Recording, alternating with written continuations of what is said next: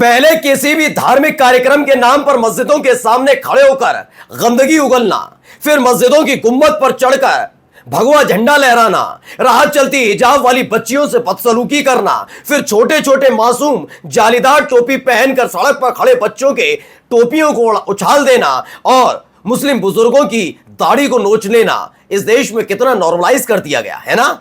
अब कहीं चीख पुकार सुनाई देती है कि अन्याय हुआ, एक और चीज को क्या नॉर्मलाइज किया जा रहा है। नॉर्मलाइज का मतलब ये कि यह आम बात हो जाएगी क्या कि एक अदालत वहां जज किसी अपराधी के खिलाफ फैसला सुनाए, उसे दोषी करार दे, उसे सजा का ऐलान करे और वो आराम से खड़े होकर अपने वकील के साथ खड़े होकर उसी जज को धमकी दे। ये बात मैं इसलिए कह रहा हूं, जब से वक्त संशोधन कानून को लेकर सुप्रीम कोर्ट के दरवाजे से फैसला बाहर आया, उसके बाद से ही सत्ताधारी पार्टी के सांसदों ने इस देश के सुप्रीम कोर्ट और सीजीआई के खिलाफ गंदगी उगलना शुरू किया और यह काम अब धीरे धीरे आगे बढ़ता जा रहा है। अब सोचिए, एक ऐसा मामला निकलकर सामने आता है जहां पे एक जज साहिबा सुनाती है फैसला कि ये सामने खड़ा हुआ कटघरे में खड़ा व्यक्ति दोषी है, तो वो वकील और वो व्यक्ति जिसे दोषी करार दिया गया वो जज को सीधे सीधे धमकी देने पर उतारू हो जाते हैं। ये शुरू किसने किया था? ये कौन कर रहा है आम कि आसानी से किसी भी जज को धमकी दी जाएगी? क्या मिल पाएगा इंसाफ इस देश में पीड़ितों को? क्योंकि इस देश के कानून बनाने वाले यानी सांसदों ने ही जब इस देश की अदालतों के लिए गंदगी उगलना शुरू कर दिया है। आज मैं आपको दिखाऊंगा इनकी एक हरकत ने कैसे इस देश के सिस्टम को पूरी तरह से बिगाड़ने का काम शुरू कर दिया। यकीन मानिए, अगर इस मामले में कार्रवाई नहीं हुई तो यह नॉर्मलाइज हो जाएगा। नमस्कार, मैं हूं प्रज्वल गौतम और आप देख रहे हैं the live TV. The live TV, सच सबसे आगे। सबसे पहले एक खबर दिखाने जा रहा हूं। यह देखिए, यह एक अदालत की कार्रवाई और उस कार्रवाई के दौरान क्या हुआ। बार एंड बेंच की खबर है। तू क्या चीज है, तू है क्या चीज? बाहर मिल। कन्विक्ट लॉयर थ्रीटेंड वुमेन जज इन दिल्ली कोर्ट आफ्टर कन्विक्शन। जैसे ही एक महिला जज ने सुनाया कि एक कटघरे में खड़ा व्यक्ति है ना, ये दोषी है, वैसे ही वो व्यक्ति अपने वकील के साथ जज को धमकी देने लगे, तू चीज क्या है, तू बाहर मिल। ये धमकी दी जा रही है खुल्लम खुल्ला। याद है उत्तर प्रदेश में कैसे कर अंदर घुसकर कोर्ट परिसर में हिस्ट्री शीटर बताकर गोलियां चलाई जा रही थी। अब यह काम क्या हो रहा है? अब जजों को धमकाया जा रहा है, खुल्लम खुल्ला हो रहा है। मंजुल लिखते हैं, मोदी है तो धनखड़ है, धनखड़ है तो रिजिजू है, रिजिजू है तो दुबे है और दुबे है तो मुमकिन है। बिल्कुल सही बात है। धनखड़ साहब जो खुद संवैधानिक पद पर बैठे हैं, उन्होंने ये सोचा कि उनके इस बयान का असर क्या होगा। क्या सोचा इस देश के केंद्रीय मंत्री किरण रिजिजू ने कि वो हदें सिखा रहे थे न्यायपालिका को, उसका असर क्या होगा? क्या सोचा निशिकांत दुबे जैसे सांसदों ने कि क्या वाकई इसका कोई गलत असर पड़ेगा? लेकिन उन्हें कोई फर्क नहीं पड़ता, उन्हें अपने आका को बचाना है। तो अब सोचिए, अब जजों को सीधे सीधे धमकी मिलने लगी है। खबर देखिए, न्यूज़ 24 की खबर। तू बाहर मिल, देखता हूं जिंदा घर कैसे जाती है। द्वारका कोर्ट में एक दोषी और उसके वकील ने दी महिला जज को धमकी और ये सब नॉर्मलाइज है। कोई चिंता वाली बात नहीं, कोई चिंता वाली बात नहीं है।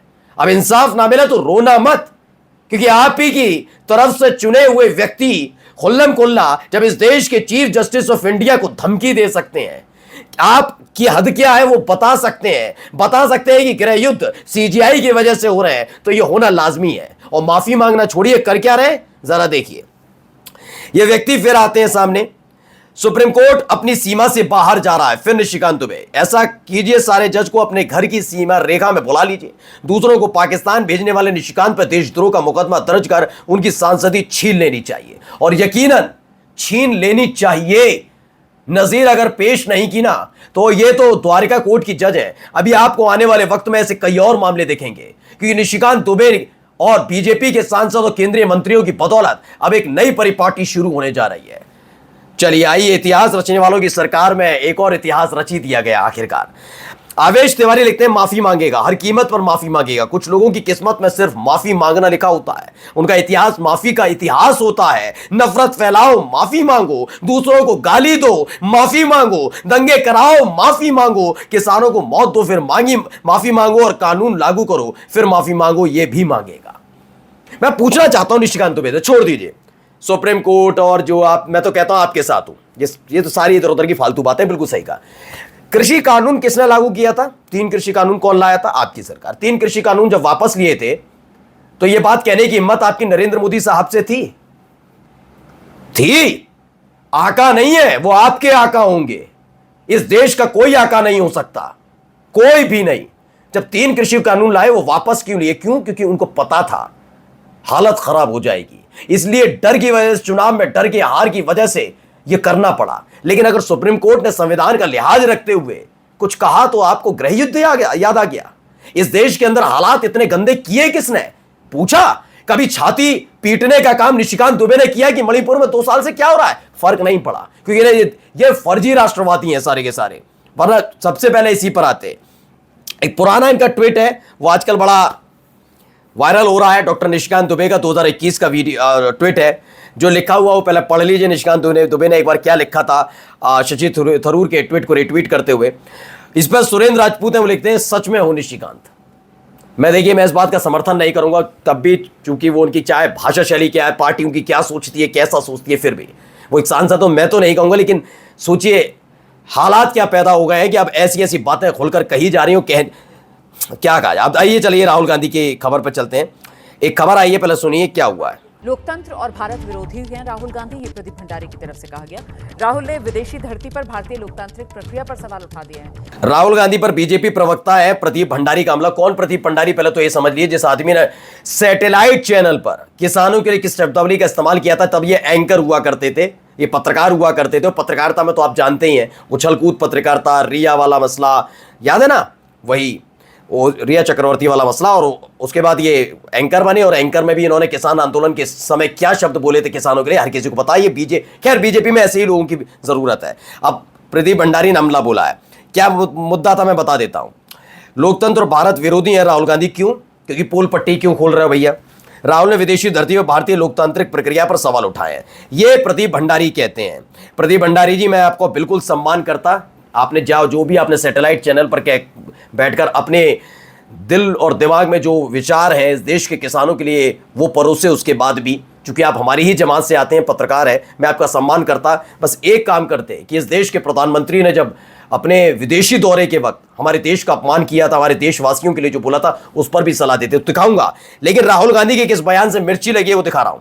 जब हमने उनसे वीडियोग्राफी के लिए कहा तो उन्होंने न केवल मना कर दिया, बल्कि उन्होंने कानून भी बदल दिया ताकि अब हम वीडियोग्राफी के लिए ना कह सकें। आपको मालूम होगा, ये कह दिया गया था कि जो चुनावी प्रक्रिया होगी, वोटिंग के दौरान की वीडियोग्राफी नहीं दी जाएगी, और ये तमाम चीज़ें होंगी। बहुत सारी चीज़ें उसमें फेरबदल किया गया, जो खेल करने में महारत हासिल हुई। देखिए राहुल गांधी ने एक और बयान दिया वहाँ पर, हमारे लिए ये बिल्कुल स्पष्ट है कि चुनाव आयोग ने समझौता कर लिया, और बिल्कुल स्पष्ट है कि सिस्टम में कुछ गड़बड़ है। मैंने कई बार कहा है, महाराष्ट्र विधानसभा चुनाव में महाराष्ट्र में वयस्कों की संख्या में ज़्यादा लोगों ने मतदान किया, ये वो कहते नजर आए, और यही बात उनको बुरी लगी।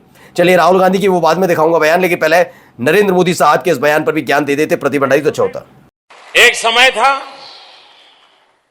जब लोग, यार पता नहीं पिछले जन्म में क्या पाप किया था, हिंदुस्तान में पैदा हुए, ये कोई देश है, ये कोई सरकार है, ये कोई लोग है। सोचिए, ये 18 मई 2015 को दक्षिण कोरिया में ये बयान दिया था अपने देश को लेकर। मैं कह सकता हूं कि आप अपने आप को अव्वल दिखाना चाहते हैं, आप जबरदस्ती अंधभक्तों के भगवान बनना चाहते हैं, ये आप सब आप करिए, लेकिन क्या आप अपने देश के लिए इतने गंदा नहीं बोल रहे थे? गंदा नहीं बोल रहे थे। ये देश के प्रधानमंत्री ने गंदा नहीं बोला था विदेशी धरती पर दक्षिण कोरिया में जाकर। लेकिन प्रदीप भंडारी जैसे लोग, अब मैंने कहा ना, मैं आपका सम्मान करता, जिनकी सोच ही किसानों के बारे में गंदी रही हो, वो आदमी विरोध करेंगे राहुल गांधी का। पहले अपनी सोच सही करिए। खैर, उछलकूद पत्रकारिता वाले पत्रकारों से जानकारी लेने की जरूरत भी नहीं है। अब आइए जरा राहुल गांधी का वीडियो दिखाऊं।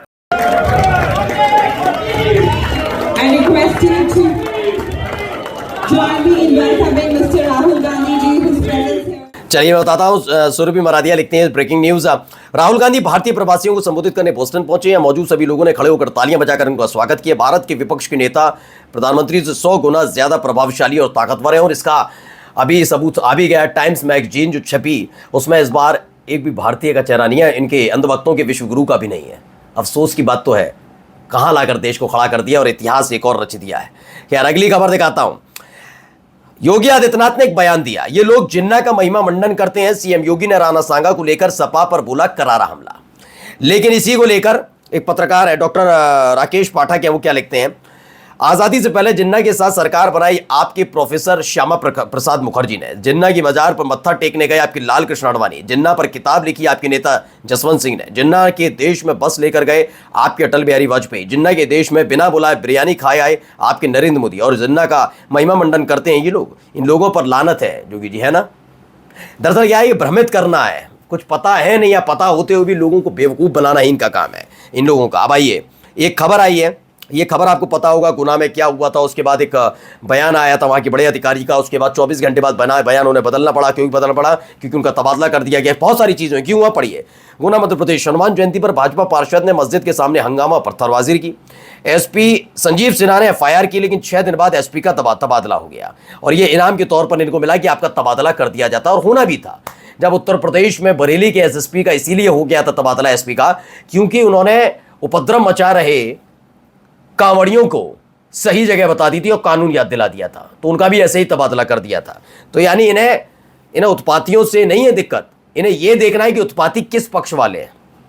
अब आइए एक और तस्वीर दिखा, ये देखिए, ये वीडियो क्या है क्यों है मैं दिखाता हूं, बताता हूं। ये देखिए, सड़क किनारे मंदिर बना हुआ है, ठीक है। अब इसको लेकर क्या है, अंसार इमरान कहते हैं अवैध अतिक्रमण के नाम पर दोहरे मापदंड के मंदिर दिल्ली के पौष इलाके न्यू फ्रेंड्स कॉलोनी के 5 स्टार सूर्या होटल के बिल्कुल बराबर में मस्जिद मजारों को सड़क पर अतिक्रमण कर ज्ञान देने वाले कुछ कहोगे। अब इस पर भी सवाल उठ रहा है। हर जगह अगर सही है तो एक जैसी स्थिति होनी चाहिए। अब आइए यहाँ पर वीडियो सामने आई, आग लग गई थी, आग बुझाने की कोशिश की जा रही है, तमाम चीज़ें हो रही हैं। क्या हुआ है, कैसे हुआ है, जरा मैं समझा देता हूं, बताता हूं आपको। मुस्लिम स्पेस की खबर है, मध्य प्रदेश लव जिहाद के आरोप में हुई हिंसा, भीड़ ने की मुसलमानों की संपत्तियों में तोड़फोड़ और आगजनी है मध्य प्रदेश में हो रहा है। सागर जिले के सानोदा में 19 अप्रैल को हिंदुवादी समूह के सदस्यों ने मुसलमानों के घरों और दुकानों में आग लगा दी और उनका आरोप था कि एक अंतर धार्मिक जोड़े का भाग जाना लव जिहाद का मामला है। तो यानी सबको मैं कहता हूं मामला भी है, मैं कहता हूं बिल्कुल पक्का। ये अधिकार किसने दिया इनको ये सब करने का? लेकिन इन पर फूल बरसाए जाएंगे। कार्रवाई किस पर होगी? कार्रवाई होगी उस अधिकारी पर जिसने बीजेपी पार्षद, उत्पाती बीजेपी पार्षद के खिलाफ एफआईआर लिखी। नमस्कार।